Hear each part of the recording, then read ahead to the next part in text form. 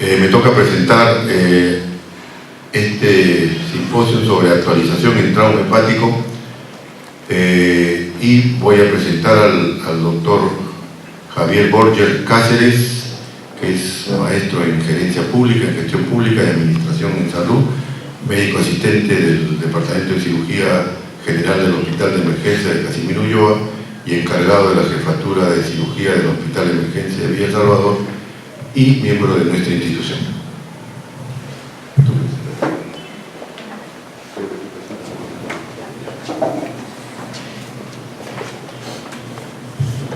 Buenas noches a todos.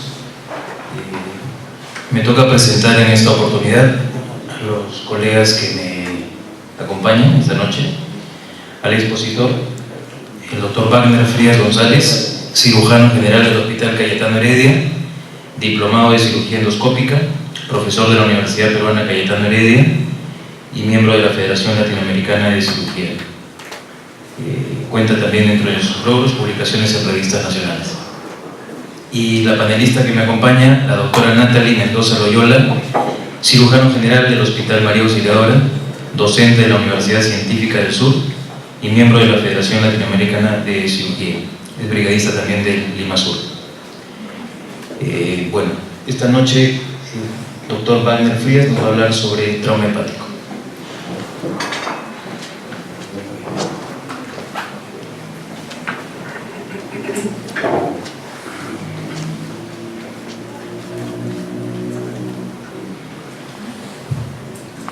Bueno, ante todo, buenas noches.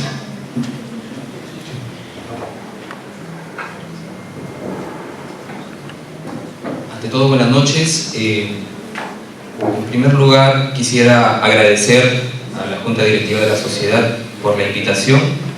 Es para mí un honor el poder compartir con ustedes esta conferencia de un tema tan importante y de una patología que creo yo todos nosotros la hemos enfrentado en algún momento de nuestra carrera. Cuando uno lee el título, ¿no?, trauma hepático, siempre que uno habla o escucha hablar de trauma, lo primero que se viene a la mente es emergencia, estrés, mortalidad, y han habido varios cambios en épocas pasadas con respecto a la actualidad en cuanto al manejo de esta patología. Los objetivos que he trazado para esta charla son los que pueden ver ustedes allí, ¿no? En primer lugar, hacer una pequeña revisión de los aspectos generales, aspectos epidemiológicos de esta patología, revisar el manejo actual, ¿no?, en diferentes escenarios sobre el trauma hepático, y para terminar presentar los resultados de un estudio reciente que se ha hecho en nuestro hospital sobre el trauma hepático. El trauma hepático es una patología tan antigua que ya desde la mitología griega se sabe de esto. Como pueden ver ahí en la foto,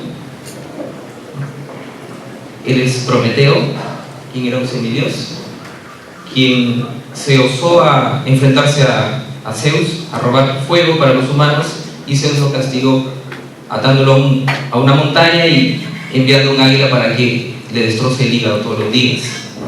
Como era inmortal, le crecía el hígado todos los días, y todos los días el águila le devoraba el hígado.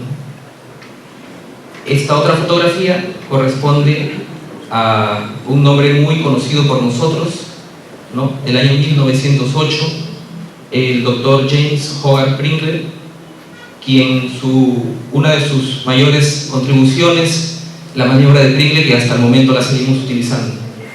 Y las fotografías que he colocado abajo corresponden a las guerras mundiales, ¿no?, en las cuales había mucha frecuencia de esta patología, y hubo un cambio significativo en la mortalidad en cuanto a la Segunda Guerra Mundial, ya que habían mejorado las técnicas para enfrentar esta patología. Y ya posteriormente, en años sucesivos, ha aparecido la cirugía de control de daños, lo cual ha mejorado mucho más la tasa de supervivencia. Los artículos actuales hablan sobre la frecuencia de los órganos afectados en un trauma, y actualmente varios artículos consideran al hígado como el órgano más afectado en los traumatismos abdominales, bien sea cerrado o un trauma abierto, y las causas principalmente los accidentes de tránsito, ¿no? Algo a lo que estamos expuestos la mayor parte de los días, y la conducta de las personas, las agresiones físicas, y algo que está emergiendo mucho en la actualidad, como son las agresiones por arma de fuego. La relación entre hombres y mujeres, hay una tendencia generalmente a que sea más frecuente en los varones. Pueden ver ustedes allí cuál es los rangos de frecuencia del trauma hepático, tanto abierto como cerrado, ¿no? En este caso los causados por arma de fuego y los causados por accidente de tránsito en el trauma cerrado. Los grados más frecuentes, vamos a ver en un momento la clasificación. Los grados más frecuentes, utilizando la escala de la Asociación Americana de Cirugía de Trauma, el grado 2, grado 3, ¿no? Y un aspecto importante también cuando se habla de este tema es la presencia de lesiones asociadas, bien sea lesiones intraabdominales como extraabdominales. Como pueden ver allí, es frecuente que haya asociación con el trauma hepático, ¿no? Y se puede decir de que la lesión hepática aislada es un poco menos frecuente. Generalmente se acompaña o se asocia de lesiones en otros órganos. Actualmente ha habido una mejora en la supervivencia. Antiguamente la mortalidad en esta enfermedad, en esta patología, era cercana al 60%. Actualmente la mortalidad ha bajado, es una cifra mucho más baja. Y hay algunos puntos claves que han sido quienes han conseguido que mejore esta tasa de mortalidad, ¿no? Dentro de ellos tenemos la cirugía de control de daños, que no se hacía antes, ¿no? El uso de la arteriografía y embolización, las técnicas quirúrgicas, la mejora de las técnicas quirúrgicas en lesiones hepáticas graves, y menores intervenciones cuando hay lesiones venosas del parénquima. No estoy hablando de lesiones venosas de venas mayores, sino de venas del parénquima hepático. La clasificación, bueno, es la que se sigue utilizando, ¿no? 6 grados para clasificar al trauma hepático, y como mencioné anteriormente, los grados más frecuentes son el grado 2 y grado 3. Hay algunas imágenes, ¿no?, sobre los grados de trauma, ¿no? Podemos ver acá lesiones menores, ¿no?, hematomas, laceraciones que no presentan sangrado activo, y conforme va avanzando los grados, ¿no?, hay lesiones mucho más agresivas, ¿no? Hay desgarros, ¿no?, a nivel del parénquima, compromiso de varios segmentos hepáticos. Algunos mencionan o tratan de dividir a las lesiones hepáticas según los grados, ¿no?, según los grados que se ha presentado. Y se hablaba de que había lesiones leves y lesiones graves. Sin embargo, utilizaban esta división para definir la conducta, el manejo. Entonces se decía de que una lesión leve, por ejemplo un grado 3, un grado 2, no necesariamente requería un manejo quirúrgico, y las lesiones graves todas tenían que ir a manejo quirúrgico. En base a eso hacían esta definición. Sin embargo, actualmente se ha visto de que no siempre es así, porque hay pacientes que presentan una lesión grado 4 o grado 5, obviamente casos seleccionados, que se manejan en forma conservadora y que no van a requerir un tratamiento quirúrgico. Por lo que lo que se dice actualmente es de que clasificar las lesiones leves y lesiones graves no depende solo de la clasificación anatómica, sino del estado hemodinámico del paciente, que se hace mucho hincapié en eso, y de la presencia de lesiones asociadas, como se ha mencionado. En cuanto a los exámenes de ayuda diagnóstica, todos sabemos la importancia de la ecografía FAST en trauma, en la emergencia, ¿no? Sabemos de sus ventajas, sabemos de que su procedimiento es un examen que tiene una alta especificidad, una alta sensibilidad, y que sin embargo, pues de repente sus puntos flojos es de que es dependiente del operador, tiene algunas limitaciones en ciertos pacientes, por ejemplo pacientes obesos, pacientes que tienen enfisema subcutáneo, donde baja un poco la sensibilidad. Y se utiliza mucho en las áreas de urgencia para decidir, cuando tenemos un paciente inestable, decidir si el paciente requiere entrar a sala de operaciones o no. La tomografía es considerada como el estándar de oro en pacientes que son estables, ¿no? Pacientes estables, la tomografía con contraste es el examen de cajón, por decirlo así, ¿no? Y algunos consideran a la tomografía con la presión arterial sistólica como un factor predictivo para la evolución o la respuesta al manejo conservador y la evolución del paciente en grados severos. Sin embargo, la tomografía también tiene un porcentaje de falsos negativos en cuanto a lesiones vasculares. Por tal motivo es de que se hace hincapié, ¿no?, en la angiografía, que la vamos a ver en un momento.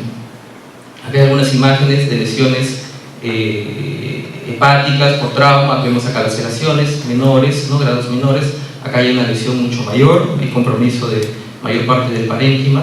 Acá vemos ya una lesión, un grado mucho más severo, un grado 4, hay líquido libre, hay una disrupción de gran parte del parénquima hepático, ¿no? Y grado más severo, todavía grado 5, mayor compromiso del parénquima.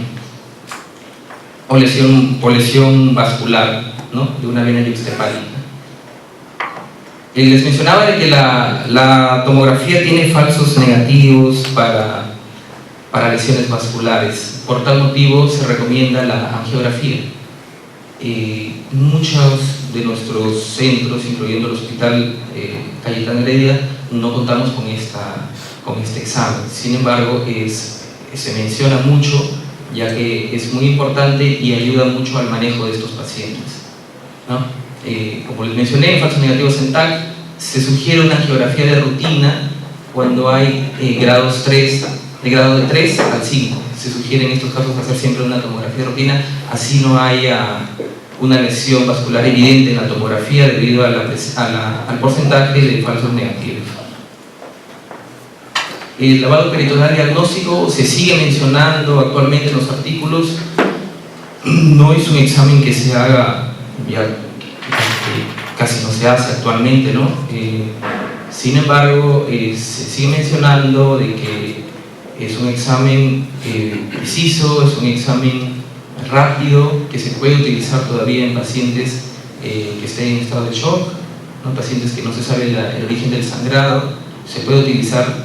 Sin embargo, la desventaja, o la gran desventaja, es que es invasivo y que obviamente comparado con el FAST requiere de un tiempo mucho mayor en poder llevarse a cabo. Bueno, en cuanto al manejo del trauma hepático, ¿no?, les había mencionado, el segundo objetivo era revisar cuál es el manejo actual, ¿no?, y lo dividí en 3 escenarios, como pueden ver ahí, ¿no? Tenemos pacientes con trauma cerrado, con trauma abierto, y en ellos se puede dar manejo conservador en cada uno de ellos, ¿no?, y bueno, el manejo quirúrgico en ambos. En cuanto al manejo conservador en trauma hepático cerrado, la Sociedad Mundial de Cirugía de Emergencia ha hecho una publicación en 2015 donde menciona los grados de recomendación, niveles de evidencia en cuanto a este ataque, ¿no? Vemos acá, por ejemplo, de que el manejo conservador se debe dar en pacientes con trauma hepático cerrado que se encuentren estables hemodinámicamente, ¿no?, que idealmente tengan una lesión hepática aislada, independientemente del grado de trauma. O sea, puedo tener un paciente con un trauma hepático grado 5 o grado 4, como mencioné anteriormente, pero siempre y cuando esté estable hemodinámicamente y no tenga otra lesión asociada, bien sea intra o extraabdominal, puede iniciarse manejo conservador. Esa es la tendencia actual a atreverse inicialmente a dar un manejo conservador, ¿no? Obviamente, si el paciente tiene peritonitis, no está indicado, ¿no? Y algo que se hace hincapié bastante es que el área del ambiente del hospital donde se vaya a dar el manejo conservador debe ser un hospital o debe ser un lugar que tenga disponibilidad permanente de cuidados intensivos, de banco de sangre, de sala de operaciones y de imágenes, ¿no? Para poder realizar tomografías, poder realizar angiografías en el mejor de los casos, ¿no? La tomografía se recomienda siempre, ¿no? Y en los pacientes estables y que tengan fuga de contraste en el arterial, ¿no? Se recomienda, la angiografía más embolización como un tratamiento de primera línea, ¿no? Es importante esto porque la angiografía ayuda mucho al tratamiento. Bien, hay cifras en cuanto al éxito del manejo conservador, ¿no? Es una cifra elevada, ¿no? Y eso es importante porque nos ayuda a arriesgarnos, por decirlo así, a iniciar con un manejo conservador en un paciente, ¿no? Anteriormente todos los pacientes entraban a la sala de operaciones, había mucho porcentaje de laparotomías no terapéuticas y no se hacía más que incrementar la morbilidad y la mortalidad en estos pacientes. Sin embargo, actualmente la tasa de éxito en el manejo conservador en el trauma cerebral, la cifra que pueden ver acá, puede llegar hasta el 100%.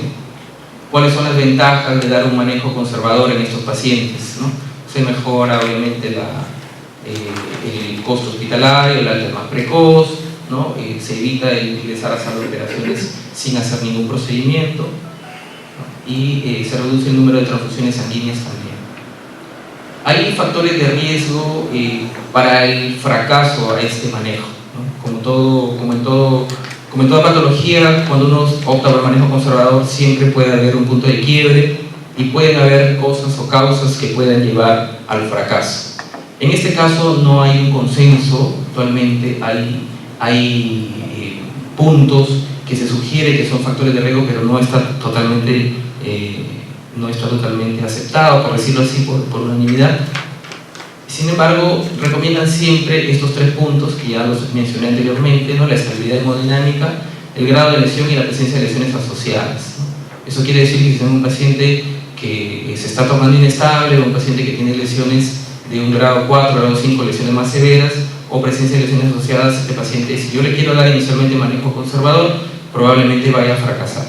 Otras lesiones, otros puntos que mencionan es, por ejemplo, la necesidad de transfusión sanguínea, la edad mayor a 55 años lo consideran también como un factor de riesgo, el volumen de hemoperitoneo que pueda tener un paciente, consideran más de 500 mililitros como un factor de riesgo. Obviamente el estado neurológico del paciente, el lactato de ingreso, la caída del hematocrito, consideran mayor de 20% de caída en la primera hora, pero estos son puntos que consideran varios estudios. Sin embargo, no hay, como mencioné, no hay un consenso, por eso tampoco se menciona en las recomendaciones.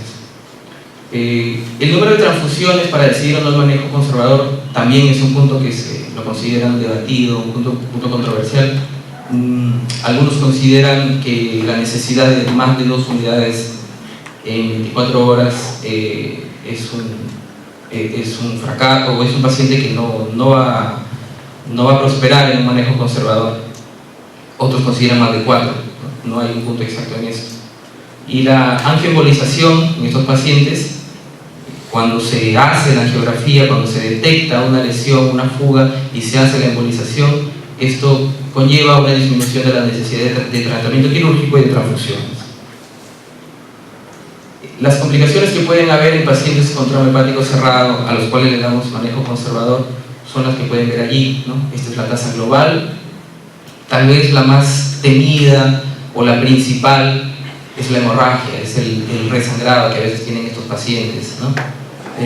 Se considera de que la gran mayoría de estos pacientes que resangran dentro de las primeras 72 horas, lo bueno es de que la gran mayoría pueden todavía mantenerse con un manejo conservador, no es necesario operarlos.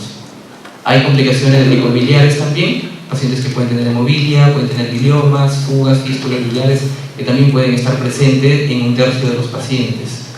Infecciones, abscesos con un poco menos de porcentaje, ¿no? Y otras complicaciones un poco menos frecuentes como el síndrome comportamental, la necrosis hepática. Estos pacientes, algunos de ellos van a requerir un tratamiento quirúrgico, ¿no? Por ejemplo, en este caso un síndrome comportamental, obviamente que si no responde al manejo médico tiene que ser sometido a una operación. Igual la necrosis hepática, se está produciendo sepsis en el paciente. Sin embargo, se considera de que el intervenir quirúrgicamente en estas complicaciones no es un fracaso al tratamiento conservador, sino es parte de la terapéutica en estas complicaciones. El tromboembolismo también lo mencionan como un punto en el manejo conservador.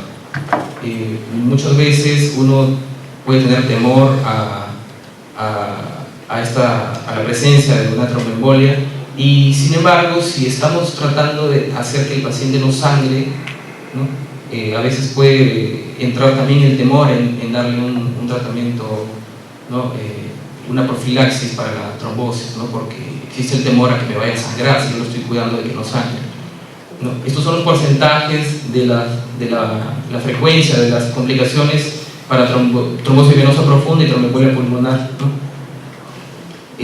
Como les mencioné, usualmente se retrasa el uso de esto por el temor a que sangre. Sin embargo, hay estudios actuales, ¿no?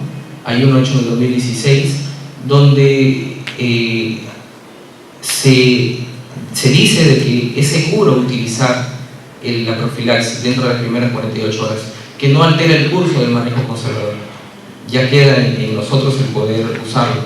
Claro que es un estudio retrospectivo, descriptivo, ¿no? Sería bueno hacer un estudio prospectivo para poder 100% darle validez, pero los estudios actuales sugieren de que sí se puede utilizar dentro de las primeras 48 horas, que sí es seguro, que no altera ni la necesidad de transfusiones ni el fracaso del manejo conservador. Otro punto controversial es el seguimiento del paciente. O sea, tengo un paciente en emergencia, le estoy dando manejo conservador, y hasta cuándo lo tengo en la emergencia, qué hago con ese paciente, cómo lo sigo, ¿no? Entonces eso no está 100% definido. Lo que se sugiere es hacer controles seriados de hemoglobina las primeras 24 horas. Se sugiere tal vez hacer controles cada 6 horas, ¿no?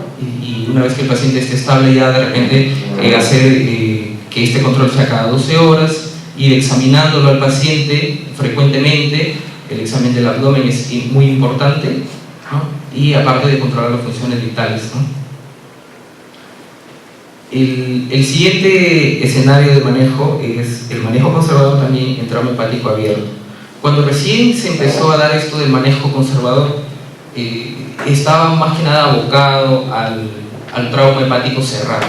No se hablaba mucho en trauma hepático abierto, ¿no? Porque se consideraba que el trauma hepático abierto era mucho más agresivo, que ese paciente sí o sí tenía que entrar a las operaciones. Sin embargo, hay evidencia de que estos pacientes con trauma hepático abierto también pueden ser sometidos a un tratamiento o un manejo conservador, ¿no? Acá están las recomendaciones, ¿no? Igualmente la estabilidad hemodinámica, y a lo que se agrega acá, ¿no? Lo que puede estar presente en pacientes con trauma hepático abierto, la evisceración o lesiones por empalamiento. Si el paciente tiene este tipo presenta estas lesiones, obviamente que no va a ser sometido a un manejo conservador, ¿no? Esta recomendación es la misma que en el manejo en trauma cerrado, ¿no? Hace hincapié de que lo que sabemos, que en heridas por arma blanca hay que explorar la herida, ¿no? Realizar la tomografía y la angiografía, que lo vuelven a mencionar. Este es el porcentaje de éxito, ¿no? Es alto también en trauma hepático abierto, ¿no? Y como sabemos, el trauma hepático abierto puede ser producido por un arma blanca o por un arma de fuego. En el arma blanca, estos son los porcentajes de éxito cuando la lesión está en el abdomen anterior o cuando está en el abdomen posterior. Es un poco más alto el éxito acá. ¿Y qué pasaría si este paciente si ingresáramos a sala de operaciones con todos los pacientes que tienen arma blanca, independientemente del estado hemodinámico? Tendríamos un aproximado del 70% de cirugías innecesarias, o sea, la laparotomía no terapéutica. Y en las heridas por bala hay que tener en cuenta el grado de la energía. Lesiones o heridas por arma blanca con alta energía muy probablemente la gran mayoría de ellos iba a requerir un tratamiento quirúrgico, ¿no? Y lo mismo que mencioné acá, ¿no? Si se operara a todos los pacientes por heridas por PAF, se tendría aproximadamente un 25% de cirugías innecesarias. Por lo tanto, en base a esto, es de que estos pacientes sí pueden también ingresar a un manejo conservador. La tomografía en pacientes con trauma hepático abierto, mencionan que, si bien es cierto, se mencionó que la tomografía se debe hacer a todos los pacientes, pero algunos autores refieren de que no es obligatoria en todos estos pacientes con trauma abierto. Sin embargo, consideramos de que, por ejemplo, si tenemos un paciente obeso o en quien sospechamos que tiene una herida con un trayecto tangencial, sí nos va a ayudar mucho la tomografía, ¿no? El examen clínico seriado, sin embargo, se antepone a esto porque es el estándar de oro. O sea, obviamente todos nosotros sabemos de que si el abdomen se torna peritoneal, independientemente de lo que diga o no la tomografía, el paciente tiene que entrar a sala de operaciones. El temor al manejo conservador en el trauma hepático abierto era, más que nada, por subestimar la presencia de otras lesiones intraabdominales, principalmente lesiones de víscera hueca que no son tan, su clínica no es tan expresiva, por decirlo así, al ingreso, ¿no? Sabemos de que se toma algunas horas en irse tornando peritoneal el abdomen. Sin embargo, quienes optan por no dar manejo conservador en pacientes con trauma hepático abierto, se dice de que la laparotomía aumenta la tasa de complicación, la laparotomía no terapéutica, eso lo sabemos, lo hemos dicho, y que el tratamiento quirúrgico en pacientes con este tipo de trauma tiene más riesgo de complicaciones que el trauma cerrado. Por eso es de que es preferible seleccionar bien al paciente para poder darle el manejo conservador correspondiente. En cuanto al seguimiento tras el éxito en ambos tipos de trauma, en el abierto y en el cerrado, tampoco hay indicios definitivos. Yo pienso de que cada lugar, cada servicio arma, por decirlo así, su protocolo y puede manejarlo de esa manera, ¿no? Lo que sí se sugiere es que al paciente, una vez que haya sido dado de alta, se le hagan controles ambulatorios, controles tomográficos tras 4 a 6 semanas. Se dice que pacientes que tienen lesiones hepáticas grados graves, generalmente el tiempo de recuperación es más o menos 4 a 6 meses lo que menciona. 3 a 4 meses. Por eso es de que se dice que en estos pacientes sus actividades habituales, su trabajo, su esfuerzo físico, lo debería o lo podría realizar 100% después de este tiempo. Sin embargo, si tenemos pacientes con lesiones menores, grado 2, grado 3, a quienes les hemos dado manejo conservador y a su cita por consultorio le tomamos un control de tomografía y sale normal, ese paciente ya puede volver a sus actividades, ¿no? Es importante también decirle al paciente los signos de alarma cuando sale de alta del hospital y recordarle al paciente que no puede quedarse solo, porque son pacientes de que pueden sangrar, ¿no? Si vuelven a tener un trauma menor tal vez, y eso puede hacer de que fallezcan, ¿no? Eso hay que explicarle bien a los pacientes. En cuanto al manejo quirúrgico del trauma hepático cerrado y abierto, bueno, es lo que se hacía antes a todos los pacientes, ¿no? Antes, cuando no había manejo conservador, se operaba a todos los pacientes y bueno, actualmente hay también recomendaciones para el manejo quirúrgico, ¿no?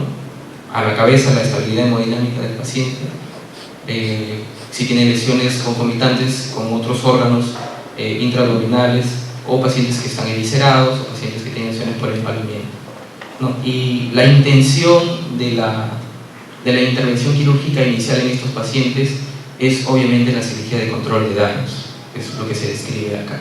Si un paciente va a entrar a solo operaciones y está inestable, significa de que está sangrando y que no podemos o no debemos hacer mucho procedimiento en el paciente porque si no vamos a empeorar su estado. De eso también viene lo que se dice acá, evitar las resecciones hepáticas amplias al inicio, eso queda para un segundo momento, ¿no? Y también se menciona en la parte quirúrgica la angioembolización en sangrado arteriales persistentes. En el postoperatorio también consideran la angioembolización. Como podemos ver acá, lesiones leves, por decirlo así, ¿no? Sin sangrado importante. La gran mayoría se controla con maniobra de hemostasia, ya sea con electrocauterización, con un empaquetamiento hepático al inicio y con agentes hemostáticos tópicos, ¿no? Lo podemos utilizar. Y lesiones ya un poco más severas, por decirlo así, o que haya riesgo o que ya estemos enfrentándonos a la triada mortal, en estos pacientes hay que hacer procedimientos mucho más rápidos, mucho más agresivos, ¿no? Pensando en ingresar en un segundo momento. Siempre que se opta por la cirugía de control de daños, no se puede considerar dejar el abdomen abierto, que es parte de, mejor dicho, que es una indicación en el control de daños. Esto es más o menos un resumen de las técnicas, ¿no? El empaquetamiento, que a mi parecer es lo que más se realiza en control de daños, ¿no? Lo consideran como la primera maniobra, ¿no? Hay que utilizar, inicialmente sugieren, ¿no?, la mano, una compresión manual, y posteriormente ya utilizar las compresas o las gasas, ¿no? Y hay que tener cuidado con el exceso. No hay un número específico de cuántas compresas o cuántas gasas dejar en cavidad, no hay un número. Uno utiliza lo suficiente como para detener el sangrado. Es importante no irse a los extremos, o no dejar muy poco o no dejar mucho, ¿no? Porque si no, el paciente o va a seguir sangrando, o si no, le podemos producir una lesión, por ejemplo, no una lesión, sino podemos, por ejemplo, comprimir la vena cava, y eso puede empeorar también el estado del paciente, ¿no? Sin embargo, la cantidad que se coloque, mientras sea la adecuada para hacer que detenga el sangrado, entonces va a estar bien, ¿no? Y sabemos de que el empaquetamiento debe ser retirado o cambiado en el caso de que persista el sangrado dentro de 48, máximo 72 horas, porque si no, ya el paciente puede riesgo de sepsis, ¿no? La maniobra de Pringle, como se mencionó, es conocida, ¿no? Es considerada la segunda opción, o también se puede utilizar simultáneamente con el empaquetamiento hepático, ¿no? Sabemos el periodo que debe estar comprimido, y que es una maniobra que nos ayuda mucho, más que nada con el paciente lo empaquetamos y continúa sangrando, nos ayuda a identificar la lesión. El taponamiento con balón es una técnica que también se puede utilizar generalmente, como pueden ver allí, en lesiones transfixiantes, por decirlo así, ¿no?, que atraviesan todo el parénquima hepático, y en el cual el packing tal vez no va a servir mucho, porque el sangrado muchas veces es de la parte central, ¿no? Y se puede hacer una compresión como utilizando este tipo de técnica, ¿no? Esta imagen es, por ejemplo, del Hospital Cayetano, donde sí se ha utilizado esta técnica, ¿no? Se puede utilizar, como pueden ver ahí, esto es adaptado, una sonda Nela, toma un Drem Penrose, se anuda y se insufla y se puede colocar allí, ¿no? Algunos dicen que también se puede utilizar la sonda de Foley o la sonda de Sextaken-Blackmore, también se puede utilizar, ¿no? Y que se puede retirar con tranquilidad después de 3 o 4 días de haberse colocado. La resección hepática es una técnica ya en un segundo plano. Es una técnica que reduce bastante la mortalidad, generalmente cuando los pacientes tienen lesiones extensas. Sí se puede utilizar, pero no de primera intención, ¿no? No es, según los reportes, no es algo que se use tanto, pero que sí reduce la mortalidad aproximadamente en un 40-50% cuando no se utiliza. Cuando el paciente presenta, se dice, lesiones, sospechamos de que tiene una lesión en un vaso importante y no responde al empaquetamiento, no responde a la maniobra de Pringle, entonces se debe sospechar que hay una lesión en una arteria importante, y de ser posible se puede ligar. Ahora, es un procedimiento que también, como ven acá, no es tan usado, pero sí se puede usar en forma selectiva, ¿no? Y hay que tener cuidado, obviamente, de que si vamos a ligar la arteria hepática, ¿no?, tener cuidado con la necrosis de la vesícula, y por eso, si se va a hacer eso, hay que sacar la vesícula, ¿no? En lesiones de vena porta, obviamente, está mal de decirlo, de que siempre se debe optar por reparar, no se debería ligar. Si persiste el sangrado, ¿no? Probablemente nos estemos enfrentando a una lesión de una vena cava retrohepática, lo cual considero de que es, aparte de ser una lesión de una altísima mortalidad, es un problema al que muy pocas veces, yo particularmente me he enfrentado muy pocas veces, y es una lesión muy difícil de afrontar, muy difícil, ¿no? Porque es la exposición, antes de todo, la exposición de la vena es difícil, ¿no? Hay que levantar el hígado para poder abocarla, y si tenemos un vaso muy grande que está sangrando, muchas veces el paciente pues termina desangrándose en sala de operación, ¿no? Siempre se recomienda utilizar la reparación directa de esta vena, ¿no? Se mencionó también la angioembolización postoperatoria en pacientes que uno tiene sospecha de que tal vez pueda seguir sangrando después de haberlo operado. Se puede hacer la angioembolización, igual que en el manejo conservador, y también tiene buenos resultados. Se menciona actualmente trasplante hepático en pacientes con trauma, y la verdad es que cuando uno piensa en trauma y lo asocia a trasplante, pues en nuestro medio un poco difícil, ¿no?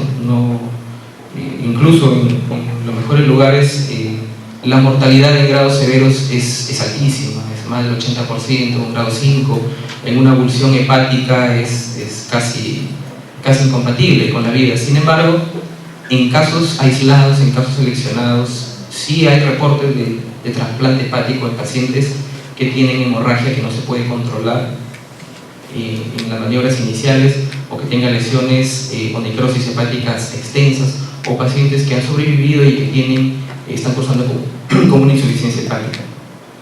Hay un estudio del año 2015 donde se reportan varios casos de trasplante, y los cuales obviamente tienen riesgo de complicaciones, riesgo de fracaso, pero los que sobrevivieron tuvieron una tasa de supervivencia de 76%. Estos pacientes se consiguió mejorar su pronóstico, y llegaron incluso a sobrevivir 2 décadas más. Se menciona en el trasplante hepático que se puede hacer en una o 2 etapas, ¿no? Una etapa significa de que el paciente se le va a retirar, se le va a extirpar el hígado en ese momento, y se va a implantar un hígado en ese mismo momento, y en 2 etapas cuando se extrae el hígado, y el paciente entra en una fase anhepática que se conoce, en la cual se tiene que hacer una derivación portocava hasta que el paciente se le implante un hígado nuevo, ¿no? Que no debe pasarse las 72 horas. Sin embargo, si somos razonables, un hígado, tenerlo a la mano es obviamente contra difícil, ¿no? No hay reportes, al menos hasta que yo tengo entendido, acá en el Perú, que se hayan hecho eso.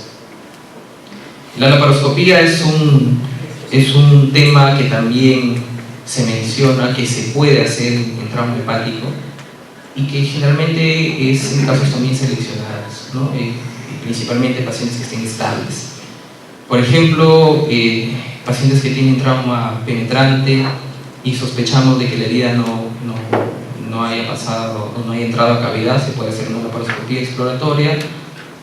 O también se menciona para drenar, ¿no? Colecciones, sangre, bilis.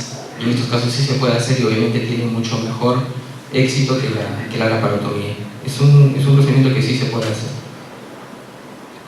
En base a lo que les he mencionado, elaboré un algoritmo más o menos para seguir la secuencia. Llega un paciente a la emergencia con un trauma hepático, ¿no? o mejor dicho, llega un paciente traumatizado que nosotros tenemos la sospecha de que tiene un trauma hepático. Se le hace la evaluación inicial, ¿no? según ATLS, y podemos tener un paciente estable y un paciente inestable. Otro punto, algo que me olvidé tal vez de mencionar, es qué cosa significa estable e inestable. Uno lo escucha y siempre lo menciona cuando habla de estable e inestable, pero ¿qué cosa significa, no? Bueno, considera, ¿no? Sé El paciente inestable es aquel que tiene una presión arterial sistólica menos de 90 milímetros de mercurio, que está taquicárdico, que tiene más de 120 de frecuencia cardíaca, que está con trastorno de sensorio, paciente que tiene signos de hipoperfusión periférica, que tiene frialdad distal, que tiene llenado capilar disminuido, que está con insuficiencia respiratoria. Este paciente se considera inestable. Entonces, en este caso, si tenemos un paciente inestable, sospechamos de trauma hepático, ¿qué es lo primero que se hace cuando el paciente llega a la sala de urgencias? Hay que reanimarlo, colocarle su viento venosa, pasarle fluidos para que recupere presión. Y después de esto el paciente puede tornarse estable, ¿no? Porque puede ser que haya sangrado y que se haya autolimitado el sangrado y el paciente obviamente ha perdido volumen y por eso está hipotenso. Y con la reanimación se puede estabilizar. O puede ser que el paciente persiste inestable, lo cual lo está haciendo sospechar que el paciente está sangrando, ¿no? Si el paciente está inestable, lo tenemos en la sala de urgencias, lo que se tiene a la mano se puede hacer una ecografía FAST, ¿no? Y si la ecografía FAST es negativa, entonces quiere decir de que el paciente está sangrando por otro lado, que no es el abdomen, hay que buscar otro foco de sangrado. Y si la ecografía FAST es positiva, o sea, el líquido libre, el paciente tiene que ir a sala de operaciones, principalmente en la cirugía de control de daños. Por otro lado, si tenemos un paciente que llega a la emergencia estable, un herido de bala, perdón, o un trauma por arma blanca, o un accidente de tránsito que llega estable, o que después de la reanimación se ha estabilizado, lo ideal en este paciente es la tomografía. Puede ser ecografía, sí, pero el estándar de oro en pacientes estables es la tomografía. Entonces la tomografía la vamos a pedir para ver qué grado de trauma es, y también para ver si es que hay fuga de contraste, porque para eso se pide tomografía con contraste, ¿no? Por ejemplo, si el paciente no tiene extravasación de contraste en la tomografía y es de un grado 1 o grado 2, el manejo que se da es la observación o sea un manejo conservador. Se lo observará al paciente. Y si tiene grado 3, grado 5, también a este paciente se le observa, también se da manejo conservador, pero lo ideal en este paciente es hacerle una angiografía. ¿Qué puede esperar? Puede hacerse al día siguiente, ya que, como mencioné anteriormente, la tomografía puede tener algunos falsos negativos para lesiones vasculares. De otro lado, si el paciente en la tomografía tiene extravasación de contraste, ahí sí la recomendación es hacerle una angiografía en el momento agudo. Y la angiografía puede ser positiva como puede ser negativa. Si es positiva, si vemos que hay fuga de contraste, se identifica la lesión, el tratamiento en ese caso es la embolización, lo cual tiene mucho éxito. Si después de la embolización es exitosa o la angiografía es negativa, podemos tener al paciente que continúa estable y lo seguimos observando, o podemos tener al paciente que se torna inestable y que va a requerir un tratamiento quirúrgico. Bueno, como último punto, iba a mencionar algo de nuestra realidad, ¿no? En el Hospital Cayetano Heredia se ha hecho un estudio reciente, ¿no? 7 años, donde se ha hecho una evaluación de qué tanto trauma tenemos en el hospital, trauma hepático, ¿no? Las autoras fueron unas doctoras que acaban de terminar la carrera, y las cifras, bueno, para nosotros bastante alentadoras, ¿no? Los objetivos para este estudio fueron determinar cuál era el tipo de manejo, cuál era la mortalidad en el Hospital Cayetano Heredia en ese tiempo, ¿no? Y objetivos secundarios como determinar las características epidemiológicas, por ejemplo, en nuestro hospital. Estos son los resultados que se obtuvieron, ¿no?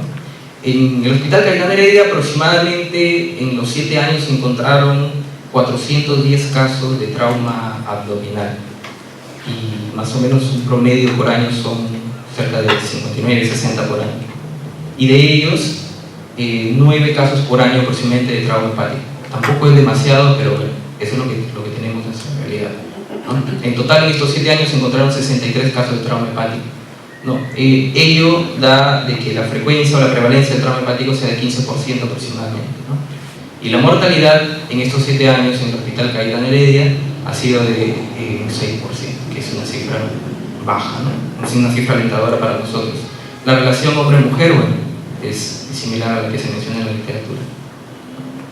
Este gráfico menciona de que se evidencia de que en el Hospital Cayetano el trauma abierto es superior al trauma cerrado, ¿no? Y que en el trauma abierto las heridas por arma de fuego son las que predominan, ¿no? Obviamente los que conocen el hospital están en una zona cercana a una vía de alta velocidad como es la Panamericana, y tenemos muchos casos de accidente de tránsito, y obviamente por la zona también agresiones por arma de fuego, ¿no? Y en el trauma cerrado, principalmente el accidente de tránsito es el mayor porcentaje. Esto es cómo se hace el diagnóstico, o bien sea con ecografía, con tomografía, con cirugía. En el hospital, como mencioné hace un momento, no tenemos angiografía. Eso limita un poco lo que yo he hablado, pero hacemos lo que tenemos a la mano, ¿no? En trauma abierto, obviamente la gran mayoría de pacientes, eso sí se correlaciona con la literatura, la gran mayoría de pacientes ingresaron a sala de operaciones, y ahí se hizo el diagnóstico de que tenía un trauma hepático. Y en el trauma cerrado, principalmente la tomografía fue el examen que hizo el diagnóstico. Este es el grado de lesión, ¿no? Los grados, del 1 al 5, no hubo ningún caso 20 grados 6. Y el más frecuente de los grados en el hospital es el grado 2. Fue la lesión del grado 2, seguida del grado 3 y luego la grado 1. Esa fue obviamente son grados leves. Y este es más o menos un resumen de esos 63 pacientes, ¿no? La cantidad que fueron trauma abierto y la cantidad que fueron trauma cerrado, ¿no? Y cabe resaltar acá, ¿no? Si lo vemos en porcentajes, de que los pacientes que fueron diagnosticados de trauma abierto, el 12% se le dio manejo conservador y de ellos el 100% fue exitoso. Son pocos pacientes obviamente, pero ninguno de ellos fracasó en trauma hepático abierto. Sin embargo, la literatura nos dice que el trauma manejo conservador generalmente se usa más o está más abocado a un trauma cerrado, pero en el Hospital Cayetano sí hubo un porcentaje de fracaso al manejo conservador en trauma hepático cerrado, que es el 17%. Fueron 4 pacientes que obviamente presentaron irritación peritoneal, que tuvieron lesiones asociadas y que fracasaron en promedio de 19 a 20 horas después de haber ingresado. De estos pacientes, de los que entraron a sala de operaciones, hubieron 4 fallecidos, lo cual hace el 6% de mortalidad. Este es el manejo operatorio, ¿no? Sí se hizo laparoscopía en un porcentaje de pacientes, en el 8%. Fueron 3 los pacientes que se hizo laparoscopía en todo ese tiempo, las cuales fueron positivas. No hubo ninguna cirugía, ninguna laparotomía no terapéutica. Todos tuvieron algún hallazgo, ¿no? Donde tal vez es algo que sí lo padecemos, yo asumo que en otros hospitales también, es el ingreso a SOC, que muchas veces no es tan rápido, ¿no? La duración de la cirugía en promedio en este estudio fue de 2 horas, y el 28% de los pacientes tuvo al menos una recuperación. Los pacientes que fueron sometidos a cirugía de emergencia definitiva no tuvieron recuperación, sí los que se les dio control de daños. Y este es un gráfico que muestra la evolución en el tiempo, porque ya han habido estudios previos en el hospital sobre trauma hepático, y este es el estudio actual, ¿no? Es más que nada para ver la frecuencia de las técnicas quirúrgicas que se utilizaron. La gran mayoría, al ser grado 2, grado 3 y grado 1, como son lesiones leves, se controlaron con hemostasia, con técnicas de electrofulguración, ¿no? El packing se realizó en el 23% de los pacientes. Y esta es la técnica quirúrgica, lo mismo que les he mencionado, pero por los grados, ¿no? Acá se ve que el packing se utiliza más a partir del tercer y cuarto grado.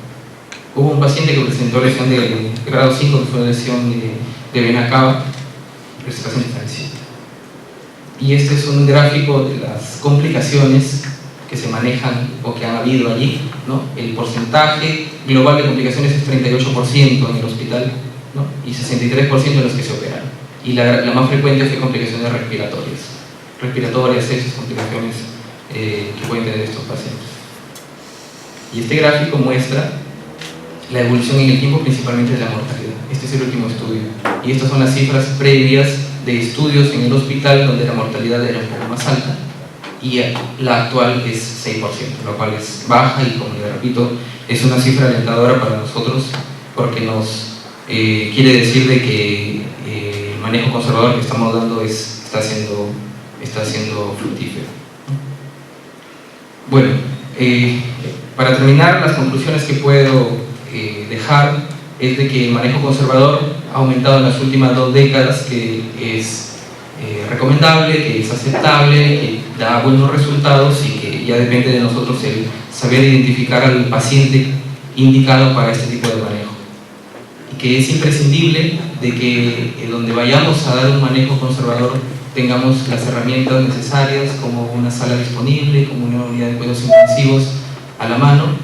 El Hospital Cayetano tiene una unidad de cuidados intensivos quirúrgica y banco de sangre y rayos X disponible también. El manejo conservador tiene muchas ventajas que han aumentado la supervivencia, como se ha mencionado, y de que las técnicas quirúrgicas van a depender del grado de lesión al que nos estemos enfrentando, ¿no? De la estabilidad del paciente, y que generalmente lo que hay que manejar mucho acá es la cirugía de control de daños. Bueno, eso es todo. Les agradezco por su atención.